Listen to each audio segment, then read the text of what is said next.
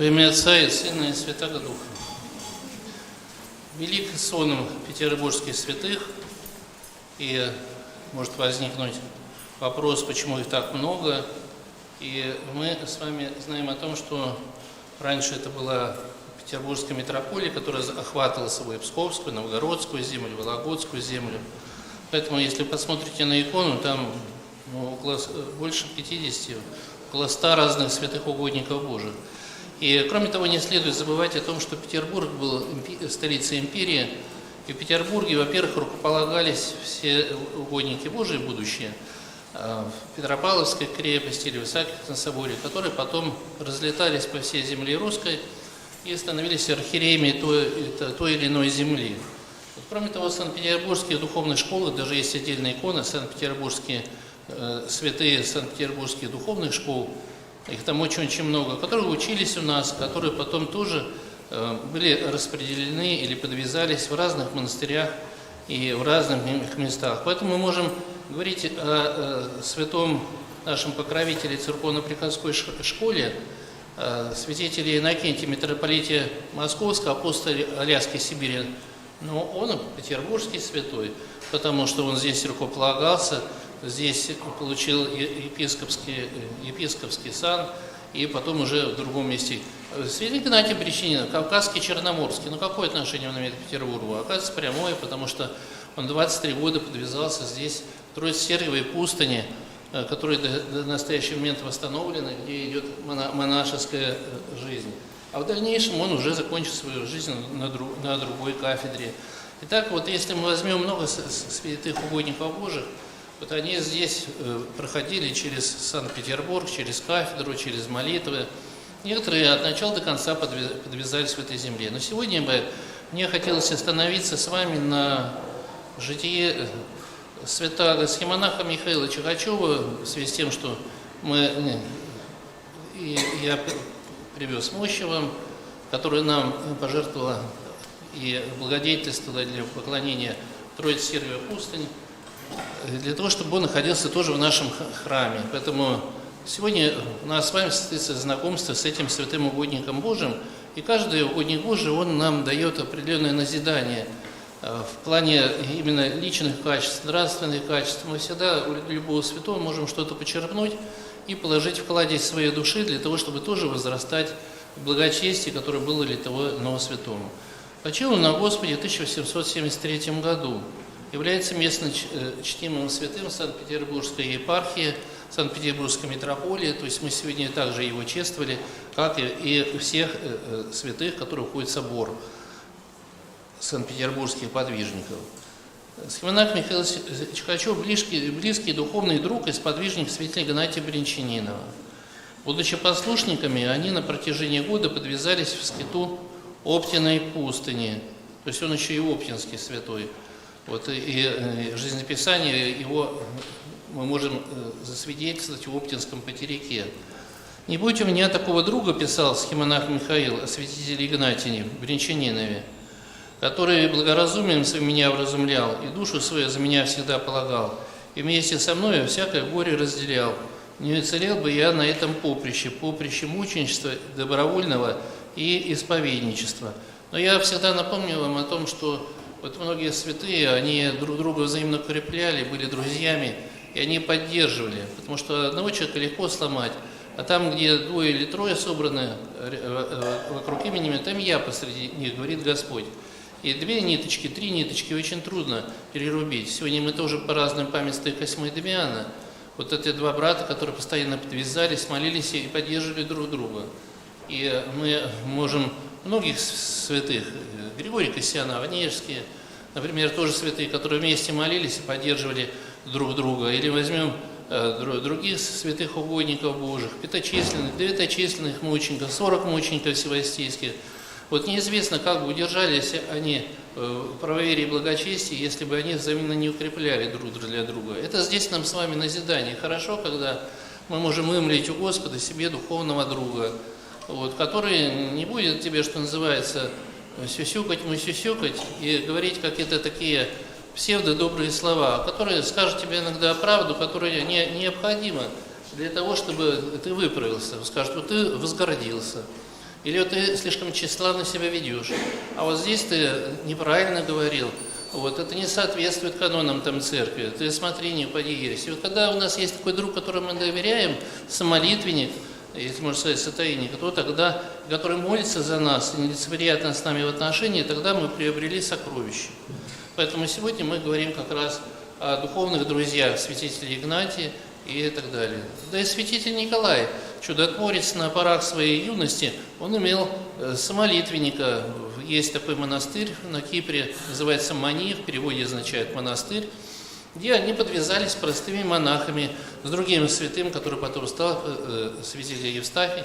И он потом там подвязался уже на самом Кипре. А вот Николай Чудотворец, он паломничал, путешествовал, и Господь промыслительно его перевел в мир Ликийский, где он стал епископом. Но первоначально им было очень важно поддерживать друг друга, молиться и преодолевать демонические искушения. Вот и Господь, напомню, что когда Он посылал своих апостолов, Он посылал их 2 и 2. То есть имеется в виду, что по 2 посылал везде, не по одному. И они могли друг друга укреплять, поддерживать и помогать. Это вот такая непростая. Поэтому, когда кто-то паломничает, куда-то едет в святое место, мы всегда советуем и говорим, пожалуйста, найдите себе духовного друга или подругу и вместе езжайте, вдвоем езжайте. Потому что могут быть разные искушения, друг друга поддержите, друг за друга помолитесь, друг за другом пообщаетесь, друг другом оцените, проанализируйте, с чем вы столкнулись, вот, и обогатите друг друга. И вот в 1831 году Дмитрий Бринчанинов был пострижен в малую схему с именем Игнатия. И вскоре назначен игуменом Лопотова монастыря, близ Вологды, то есть он еще вологодский святой. Здесь он сам облег своего друга Михаила Васильевича в рясофор и руководил его духовной жизнью уже как настоятель и духовник. Отец же Михаил со всей своей стороны проявлял сердечную заботу о друге. И когда он увидел, что и без того слабое здоровье отца Игнатия совсем расстроилось из-за сырого климата болотистой местности, на которой находился монастырь, он поехал в Петербург хлопотать о перемещении друга в более здоровую местность. Но видите, здесь есть здравый такой разум. Вот мы иногда в своем таком псевдоправославном разуме доходим до крайности. Ну вот, давай, сдохни на этом месте и на этом подвиге, вот, не включая рассудительность. Но возьмите, пожалуйста, письма Феофана Затворника, возьмите письма Тихона Задонского, где он пишет своим духовным чадам, когда они жалуются, что вот я была на этом послушании, тут вот и здесь я не выдерживаю. И они говорят, а ты не стесняйся, ты подойди к наместнику и скажи, что вот это послушание я не могу нести, а здесь у меня не получается. И вот если наместник разумный, есть воля Божия, то тогда он изменит послушание. Я помню, как одна монахиня Святой Земли мне писала о том, что вот она задыхается в келье, за окном которой находится попугай. А попугай – это псидокоз, такое заболевание легких. Вот один человек может выдержать аллергию, а другой не может. Один человек может переносить цветы, а другой не может. Один переносит цветение березы, другой не может.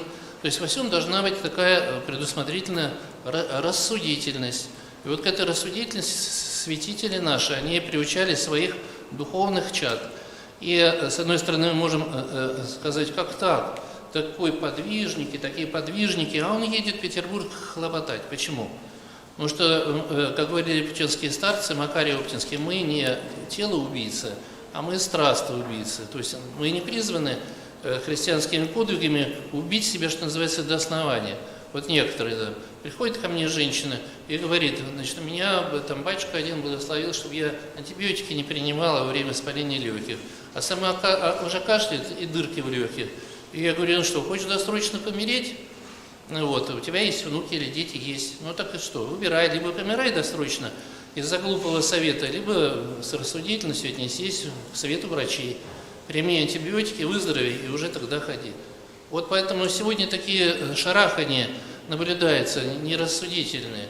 Вот, и не всегда вот бывает игумени понимают своих монахов, что у них есть разные телоустройства. Вспоминаю житие Патерик Пахомия Великого. Пахомий Великий отлучился на некоторое время в другой монастырь, вернулся, а у него была заповедь. На столе должно быть 3 вида пищи. 3 вида пищи. Казалось бы, монастырь строгой жизни. Вот, все должны, что называется, по нашим понятиям, есть сухари, грызть землю. Но Дорогие мои, но всему есть какие-то пределы. Почему же тогда Пахомий Великий, будучи великим, 3 вида пищи назначил монахам? Он вызвал келаря, и келарю влетело по 1 числу. Вот. Ему досталось от Пахомия Великого, он говорит, что ж ты творишь? А к этому моменту, как он вернулся, в брате начался ропот. Оказывается, даже Богом ему было установлено, что какие должны быть кельи, какой должен быть стол. Бог ему, ангелы, ходил с ним и открывал ему. Вот. А кто-то посчитал себя умнее. Вот, и посчитал себя более таким православным подвижником, таким псевдомонашествующим, такой чересчур монах. Вот. Оказалось, что у людей разное устроение. Один может траву есть, другой не может. Один картошку может есть, другой не может. Один кашу есть, а у другого аллергия. И вот Пахомий Великий устроил так. И не было ропота среди братьев. Ропот начался тогда, когда келарь всех под одну гребенку. Всех под одну гребенку. Я не говорю сегодня о устройстве церквей и монастырей, это не наше, говорится, дело, но я говорю о том, как премудро Господь все устраивал. И как святые отцы заботились о том, чтобы не было ропота, и о том, чтобы предусмотреть все возможные варианты, которые могут быть в монастыре или в церкви, или на приходе. Поэтому, когда мы слышим о том, что было слабое здоровье отца Игнатия, вот, а если бы он помер безвременно, мы с вами не получили бы того великого духовного наследия. Светильник, да. Между прочим, оптинские отцы, год они были, а оптинские старцы говорили, да, если бы Игнатий остался у нас, он бы был как великий Арсений. Ну да ладно. То есть они даже видели, прозревали в нем такую будущность, как великого отца пустыни, святого Арсения. Вот. Когда он увидел о том, что без того слабое здоровье отца Игнатия расстроилось из-за сырого климата, он поехал в Петербург хлопотать о перемещении друга в более здоровую местность. Это здоровый поступок, еще раз подчеркиваю. Отец Михаил был принят митрополитом Филаретом Дроздовым и получил заверение о том, что отец Игнатий будет переведен в подмосковный Николо-Убричский монастырь. Мы знаем этот монастырь. Но Господу было угодно, то есть перевод состоялся, но не так, как думали, а так, как Богу было угодно. Вот, поставить святых иноков на иное служение. Государь император Николай Павлович изволил приблизить бывших своих воспитанников. Напомню, что это были люди высокого мирского звания, то есть они были при дворе, вот они имели дворянское звание, то есть они были не людьми, которые вот от царей пришли, а люди, которые были из высокопоставленных семей, но решили посвятить себя полностью Богу. И вот Николай Павлович изволил приблизить бывших своих воспитанников к северной столице, призвав их к восстановлению Сергиевой пустыни. Главным помощником отца Игнатия в этом деле стал отец Михаил Чихачев, знаток устава, превосходный певец, вот певчий, я думаю, что надо молиться ему, вот, и чтец, то есть чтецам должен надо запомнить и просить его святых молитв, вот, потому что он был превосходен в этих церковных делах. И во всех скорбях отца Архимандрита за 23 года настоятельства друга было его сотейником самолитвенным. Хорошо, когда вот есть такое утешающее сердце, об этом говорится и в книге Экклезиасты, в книге Иисуса Сирахова, из Священного Писания Ветхого Завета нам напоминание о том, что вот старый друг, как старое вино. Вот, то есть он никогда не подведет и всегда подскажет. Благословен человек и блажен человек, у которого есть такой самолитвенник, и человек, который поддерживает в скорбях. 23 года скорбей и святителя Игнатия. И все поддержка. После ухода Игнатия на покой, по взаимному решению, отец Михаил, посетивший своего друга святителя в Бабайках, а может там еще Николо-Бабайский монастырь был у него, остался до конца дней в Сергиевой пустыне. Здесь благословение святителя Игнатия он в 1860 году принял схиму с именем Михаил. И потом в течение 7 лет он нес послушание корреспондента, в кавычках, по словам епископа Игнатия, докладывал своему другу о делах монастырей и епархии, а также о духовных чадах владыки. Но докладывал это не значит, что стучал в нашем понимании, да? И вот все доносил, не доносчик был, а он говорил все. И святитель Игнатий, он, говорится, свое сердце не отпустил от того места, где он подвязался. Это тоже нам урок. Мы пришли в этот храм или уходим в другие храмы, кто-то переезжает, но всегда мы в своем сердце должны первоначально всегда помнить место своего рождения во Христа. Помните начало своих молитв, своих самолитвенников. помнить свой родной храм, если нас куда-то. Всегда вот это должно носиться в сердце, это достаточно благочестиво. А некоторые вот уходят, ушел и все, и забыто. Как будто ничего не было, как проходной этап. Вот. Но любой храм, где человек родился, где для него все близко, это его родной храм, это место его рождения. Он должен носить в своем сердце и молиться о том, чтобы Господь храм поддерживал, благоустраивал и укреплял общину. Это обязанность человека. Но часто бывает в жизни, наоборот, потребительское отношение. Получил, что надо в этом храме, ушел куда-то, все забыто, все порушено, все перечеркнуто. Это такое неблагочестивое состояние души.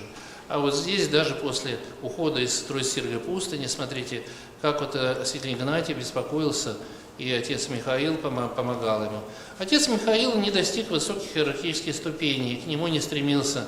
Вот некоторые рвутся быть архимандритами, епископами, вот, какой-то значимую должность иметь в одном храме или монастыре. Но это, как говорится, такое порочное желание. Священный архимандрит Иоанн Крестьянкин говорил: ничего не отказывайся и ничего не проси. То есть как тебя Бог будет вести по жизни, куда Он тебя поставит, то и прими от Господа. И ни в коем случае, не протився этому. Поэтому человек, который старается выпятиться, который старается где-то что-то так, чтобы его все замечали, обычно этот человек очень сильно и больно падает. Потом все заканчивается очень плохо. Поэтому вы умеете быть тихим и незаметным, так спокойно идти, без всякой истерики по духовной жизни. Это как раз вот есть верный, законный христианский путь. Отцу Михаилу всю жизнь нравилось тихое, незаметное положение. Он всегда старался быть незаметным при своем друге. Устранял от себя всякое покушение разглашать что-либо о каких-либо его особых духовных дарах. А вот некоторые начинают: а вот он прозорливый, например, какой-нибудь батюшку, а вот он угадал, а вот откуда он знает, а вот он так-то, и начинает, значит, своих батюшек раскрашивать всеми палитрами. Вот, и восхвалять. Это такое нездоровое совершенно тоже отношение. Наоборот, если у священнослужителя есть какие-то духовные дары, их нужно, он сам прикрывает, надо тоже прикрывать. Просто просить его молитвы и все остальное. Вот. А входить вот в этот такой истерический раж, имеется в виду, когда человек истерично воспринимает, кликушественно воспринимает того или иного священника или монаха, отсюда возникают вот всякие современные искушения. Ксении Блаженной, там, допустим, в часовню какие-то монахи приехали, неизвестно откуда, из мой таракани, и вот начинают наши: ой, монашенник, ой, какой, да, ой, какие он раздает листочки, ой, как мы не понимали вот, духовной жизни, нас этому в храме не научили, нас все постепенно, а у нас сразу Царствие Небесное, ой, какой монашник. Все это вот начинается вот такое псевдонормальное отношение. А то, что этот монашник может там раскольник, или он может погубить душу, и человек попадет не туда, куда надо. Об этом не задумываться. Поэтому такие сегодня бывают неправильные совершенно настроения. Поэтому нужно все достаточно так скрывать и идти законным, постепенным духовным путем, без всяких скоков и перескоков в духовной жизни. Вот. Поэтому отец Михаил всегда старался быть незаметным, отстранял от себя всякое покушение, разглашая что-либо о его особых духовных дарах. Одно было явно, все видевшие, знавшим его истинное смирение подвижника Сергия Пустыни, смирение. Он отошел к Господу в 1773 году, пережив своего друга на 6 лет. Вот ныне честноимущеский монахом Михаила обретенный пребывает в возрождающейся Приморской Троице Сергиевой пустыни, которая находится на том конце города. Отныне и частица мощей преподобного Михаила тоже теперь находится в нашем храме. А нам следует поучиться кротости, скромности, незаметности, отсутствует и псевдоправославной вульгарности, тщеславия, гордости. Вот чему нас учат те же петербургские святые. Петербургский святой, который из высоких кругов, достойно внимания царя Николая Павловича и живший рядом со святым, пожалуйста, как себя скромно вел и как правильно шел по духовному пути. Вот того же вам, дорогие братья и сестры, желаю. Еще раз прочитайте, поучитесь той мудрости и тому правильному духовному устроению, которое было в Схимонахе Михаила. Нам все это особенно необходимо в современной жизни, которая пронизана гордостью, похотью, сребролюбием и всякими другими грехами. Особенно сейчас флаг взвит именно горделивого отношения к жизни, предношения над другими, осуждения других. Поэтому нам особенно необходимы вот именно такие святые, как Схимонах Михаил, для того, чтобы мы имели правильное, законное, духовное устроение. И вот через это устроение мы сподобились его молитвы и спасали свои души. Аминь. В честь петербургских святых сегодня изнесен ковчег с частицами мощей Новгородских, Псковских, Петербургских святых. Будете прикладываться, он находится рядом с аналоем. Причастники, выслушайте славу благодарственных молитв по святому причащению. Слава Тебе, Боже, слава Тебе, Боже, слава Тебе, Боже. Благодарю Тебя, Господи, Боже мой, яко не отринул меси грешного, но общниками быть и святынь Твоих сподобил еси. Благодарю Тебя, яко меня недостойного причаститесь, а пречистых Твоих и небесных даров сподобил еси.